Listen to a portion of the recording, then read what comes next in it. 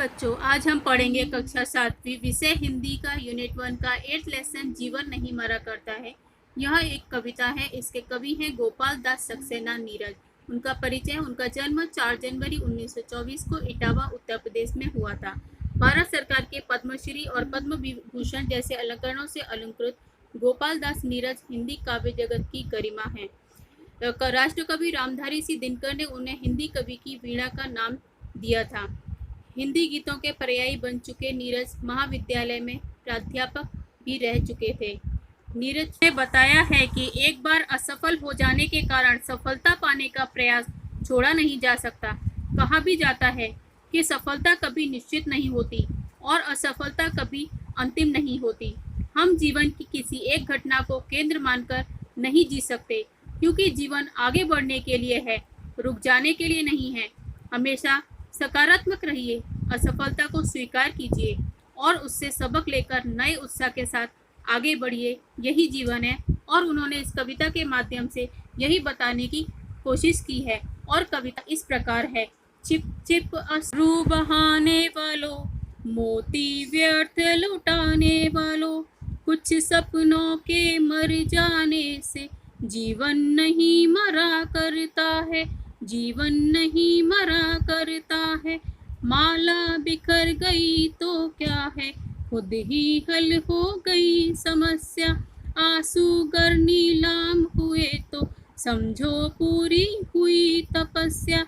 रूठे दिवस मनाने वालों, फटी कमीज सिलाने वालों, कुछ दीपों के बुझ जाने से आंगन नहीं मरा करता है, आंगन नहीं मरा करता है। कवि ने इन पंक्तियों में क्या कहा है?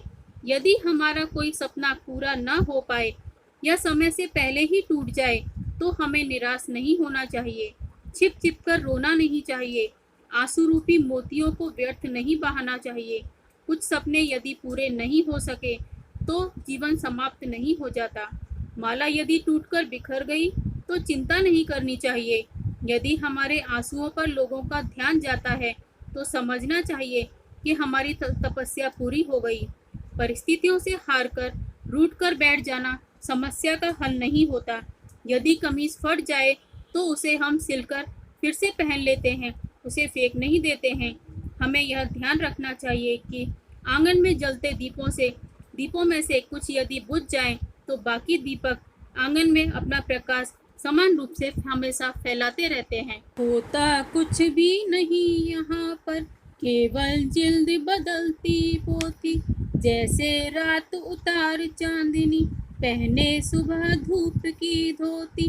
वस्त्र बदल कर आने वालों, चाल बदल कर जाने वालों, चंद खिलौनों के कोने से बचपन नहीं मरा करता है, बचपन नहीं मरा करता है।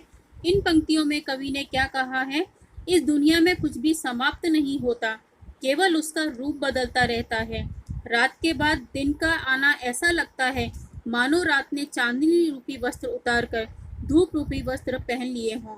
हमें यह समझना चाहिए कि बचपन में खेलते समय यदि कुछ खिलौने टूट जाते हैं, कुछ खो जाते हैं, इसका अर्थ यह नहीं होता है कि बच्चों का बचपन जो है वो समाप्त हो गया है। बच्चों के जीवन में आनंद और उनके बचपन में आनंद वैसे ही बना रहता है। कितनी बार गगरियां फूटी, चिकन्ना पर आई पनघट पर, कितनी बार किश्तियां डूबी, चहल पहल वो ही है तट पर। कम की उम्र बढ़ाने वालों, लौ की आयु घटाने वालों, लाख करे पतझड़ कोशिश, पर उपवन नहीं मरा करता है, उपवन नहीं मरा करता है। इन पंक्तियों में कवि ने कहा है, पनघट पर पानी भरने वालों का हमेशा आना जाना लगा रहता है। जाने कितनी गगरियां वहां आए दिन टूटती रहती हैं, परंतु पनघट उनका शोक नहीं मनाता।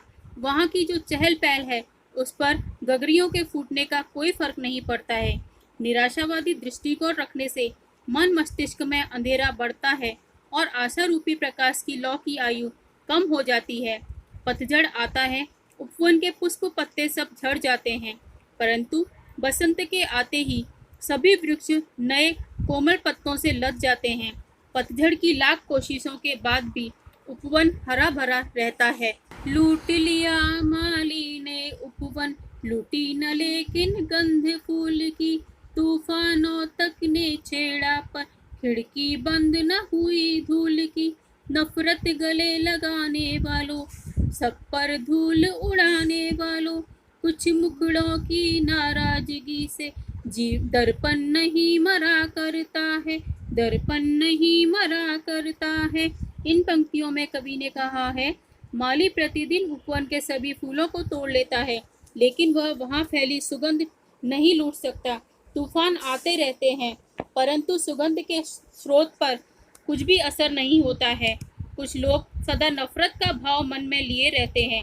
ऐसे लोगों का काम होता है हर समय दूसरों की निंदा करना।